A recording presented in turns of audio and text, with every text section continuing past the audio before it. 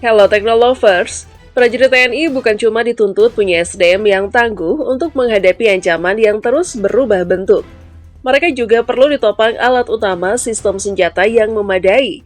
Karena itu, sejak duduk sebagai Menteri Pertahanan, Prabowo Subianto menaruh fokus besar pada modernisasi alutsista. Terutama karena ia melihat sendiri bahwa sebagian besar perlengkapan yang dimiliki Indonesia sudah masuk kategori menua, bahkan usang. Dari situ, Ketua Umum Partai Gerindra itu mulai menggenjot pembelian berbagai platform pertahanan. Daftarnya panjang, dari pesawat tempur, rudal, rampur, sampai kapal selam. Tujuannya satu, memperkuat pertahanan negara Kesatuan Republik Indonesia atau NKRI dengan kekuatan tempur yang lebih relevan untuk situasi hari ini. Prabowo pernah menegaskan arah kebijakan itu saat berkunjung ke Mabes TNI, Cilangkap, Jakarta Timur, pada 30 Oktober 2019. Dalam kesempatan tersebut, ia menekankan bahwa semua matra harus sama-sama kuat. TNI harus kuat baik Angkatan Darat, Angkatan Laut, maupun Angkatan Udara. TNI harus kuat, untuk itu kami bersama Wamenhan ingin memperkuat jajaran operasional kekuatan tempur real TNI. Kami akan memperkuat TNI, ujar Prabowo. Lalu, apa saja deretan alutsista yang sudah dibeli dan yang masih dalam rencana di bawah kebijakan Prabowo? Berikut rinciannya, disusun berdasarkan matra.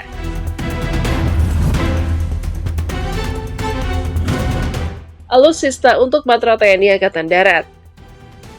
1.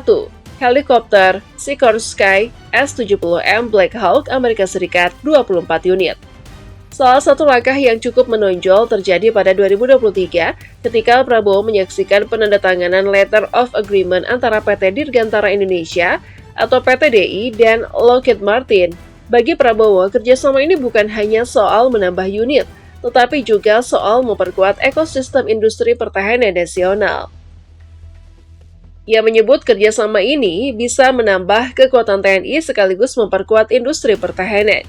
PTDI dilibatkan karena memiliki kemampuan menawarkan fasilitas pemeliharaan, perbaikan dan overhaul atau MRO untuk helikopter S-70M Black Hawk. Bukan hanya itu, PTDI juga dapat mengambil peran dalam perawatan sistem dan mesin helikopter tersebut, sehingga dukungan logistik tidak sepenuhnya bergantung pada luar negeri. 2. Rudal balistik Kan Turki. Menjelang HUT ke-80 TNI, muncul sorotan baru, keberadaan rudal balistik buatan Turki bernama Kan. Informasi tentang kemunculannya sempat dilaporkan media Singapura, Channel News Asia. Asisten Logistik KSAD Majen TNI Adi Sura Firdaus Tarigan menjelaskan bahwa sistem rudal balistik jarak pendek atau SRBM ini kini digunakan di Yuan Armet 18 TNI AD, yang menyebut proses pengadaannya sudah berjalan, dan sebagian unit bahkan telah dikirim ke Kalimantan Timur. Jadi yang sedang berproses atau pembelian alutsista sebenarnya ada dan sudah dikirim ke Kalimantan Timur, yakni Roketkan ITBM 600. Itu ada di Kalimantan Timur, baru tiba juga satu baterai, ujar Adi Sura pada 20 September 2025. Namun, TNI AD juga memberi catatan penting. Kepala Dinas Penerangan TNI AD Brigjen TNI Wahyu Yudayana mengatakan batch pertama rudal Kan tersebut belum diserah terimakan kepada TNI AD. Ia menambahkan batch kedua direncanakan dikirim pada 2026 dan penyerahan resmi kepada TNI AD akan dilakukan ketika pengiriman tahap kedua itu tiba. Saat pengiriman batch yang kedua itu nanti akan ada penyerahan kepada TNI AD, ujar Wahyu di Monas. 3. Rantis Maung, PT Pindad 500 unit. Untuk rampur ringan, Prabowo mengambil langkah besar pada Juli 2020 dengan memesan 500 unit kendaraan taktis 4x4 Maung, produksi PT Pindad. Pemesanan ini terjadi tak lama setelah Presiden Joko Widodo meminta Prabowo mengutamakan pembelian alutsista buatan dalam negeri. Tak berhenti pada pemesanan, Prabowo juga sempat menyerahkan 40 unit Maung kepada KSAD saat itu. Jenderal TNI Andika Perkasa. Penyerahan dilakukan di Selar Rapim, Kementerian Pertahanan yang berlangsung di Kemenhan, Jakarta pada 11 hingga 13 Januari 2021. Alutsista untuk Matra TNI Angkatan Laut. 1. Kapal frigat Fincantieri PPA. Pada September lalu, Indonesia menerima kapal perang jenis frigat Patrugliator Polivalente di Altura atau PPA, yang disebut sebagai kapal perang multifungsi terbesar di Asia Tenggara. Kapal tersebut adalah KRI Brawijaya 320 yang tiba di Indonesia setelah berlayar dari galangan Fincantieri di Muggiano, Italia. KRI Brawijaya 320 direncanakan bertugas menjaga perairan Indonesia bagian tengah, wilayah yang menjadi tanggung jawab Koarmada II. Selain itu, ada satu kapal lagi, KRI Prabu Siliwangi 231, yang disebut akan menyusul dan datang ke Indonesia pada awal 2026. Pembelian dua kapal ini sebelumnya diumumkan Kementerian Pertahanan pada 17 April 2024. 2. Kapal selam Scorpène. Kementerian Pertahanan menyatakan kontrak pengadaan dua kapal selam Scorpène dari Naval Group sudah resmi efektif. Kontrak sudah aktif per 23 Juli 2025, ujar Kepala Biro Informasi Pertahanan Kemhan, Brigjen Fregawanas pada Juli lalu. Hal ini merupakan kelanjutan dari penandatanganan kontrak pada 2024 antara Kemhan RI, Naval Group, dan PT PAL Indonesia. Kapal selam kelas 1.800 hingga 2.800 ton ini akan dilengkapi sistem Advanced and Improved Propulsion atau AIP. Rencananya, proses pembangunan dilakukan sepenuhnya di dalam negeri oleh engineer Indonesia. 3. Rencana pembelian kapal induk Giuseppe Garibaldi. Isu besar lain datang dari rencana pembelian kapal induk Giuseppe Garibaldi. Rencana ini disampaikan KSAL Laksamana TNI Muhammad Ali pada September 2025. Sampai sekarang, kontrak pembelian disebut belum aktif. Yang sudah bergerak adalah sisi pembiayaan. Bappenas telah menyetujui rencana pendanaan lewat pinjaman luar negeri dengan batas maksimal mencapai 450 juta dolar Amerika Serikat. Alutsista untuk Matra TNI Angkatan Udara. 1.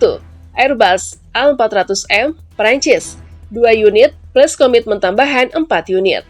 Untuk angkut strategis sekaligus tanker, Prabowo menandatangani kontrak pemesanan 2 pesawat Airbus A400M berkonfigurasi multiperan tanker dan angkut. Penandatanganan dilakukan di Sela Dubai Airshow 2021 pada 18 November 2021.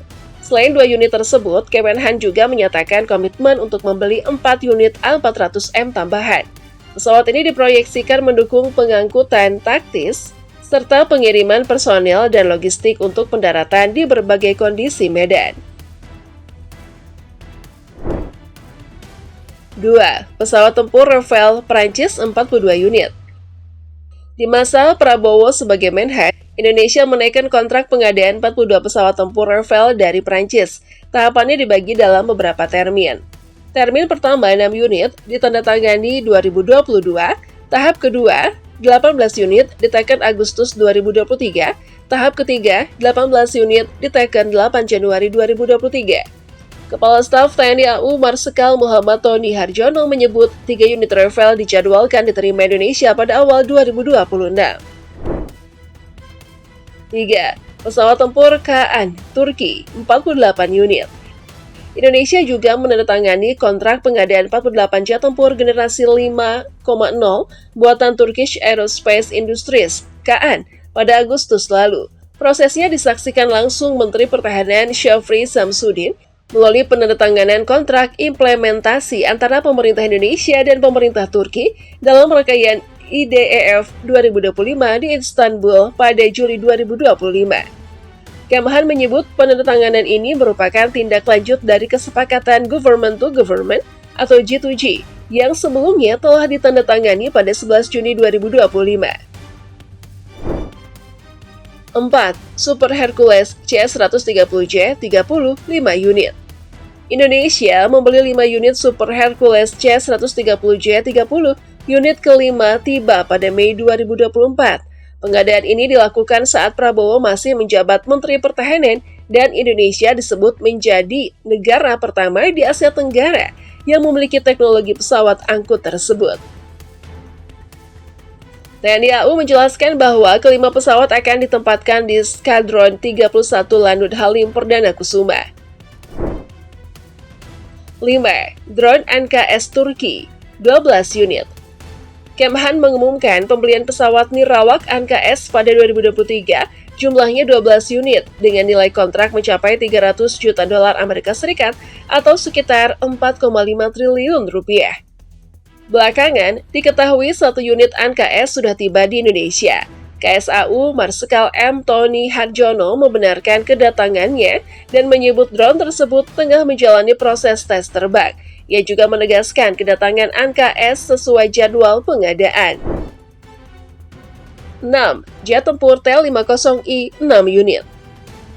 Indonesia membeli 6 unit pesawat tempur T-50I pada 2021 dengan nilai kontrak 240 juta US dollar atau setara 3,4 triliun rupiah. Platform ini digunakan sebagai jet latih supersonik bagi TNI AU. Kepala Dinas Penerangan TNI AU, Marsikal Pertama Inyoman Suwadnyana, menyampaikan bahwa pengiriman dilakukan bertahap. 2 unit pertama direncanakan tiba pada November 2025, sementara unit lainnya menyusul kemudian. 7. Jet tempur J-10 Chengdu, Cina. Masih wacana atau kajian? Kabar pembelian jet tempur J-10 Chengdu dari Cina ikut ramai bersamaan dengan pembelian Rafale saat dikonfirmasi Menhan Syafri Syamsuddin tidak membantah, tetapi juga tidak mengiyakan secara tegas. Ia hanya menyebut pesawat itu dalam beberapa waktu ke depan akan terlihat di langit Jakarta. Sebentar lagi terbang di Jakarta, ujar Syafri di kantor Kemhan, Jakarta Pusat pada 15 Oktober 2025. Sementara itu, Brigjen TNI Frega Wenas pada September 2025 menyebut rencana pembelian J-10 Chengdu masih dalam tahap kajian oleh TNI AU. Catatan kritis, diversifikasi pembelian bisa bikin perawatan makin rumit. Di era Prabowo, Indonesia tidak lagi terpaku membeli alutsista dari satu blok negara tertentu. Prabowo kerap mengingatkan bahwa Indonesia menganut politik luar negeri bebas aktif, sehingga membuka ruang untuk membeli dari negara manapun. Namun pendekatan gado-gado ini juga mendapat kritik. Akademisi Kyori Maharani dari Universitas Bina Nusantara mencatat, diversifikasi yang terlalu lebar berpotensi mempersulit perawatan dan interoperabilitas antar sistem.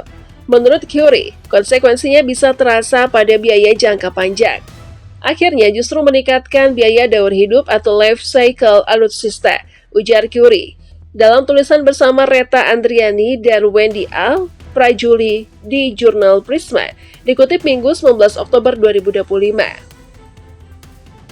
Ia juga menilai diversifikasi dapat melemahkan posisi tawar Indonesia dalam negosiasi nilai tambah, terutama dalam skema offset. Selain itu, Kyori dan 2 akademisi lainnya menyoroti proses perumusan kebutuhan dan akuisisi yang kerap dilakukan tertutup dengan alasan kerahasiaan. Minimnya transparansi itu kerap dikritik karena dianggap rawan penyimpangan dan korupsi, kata Kyori.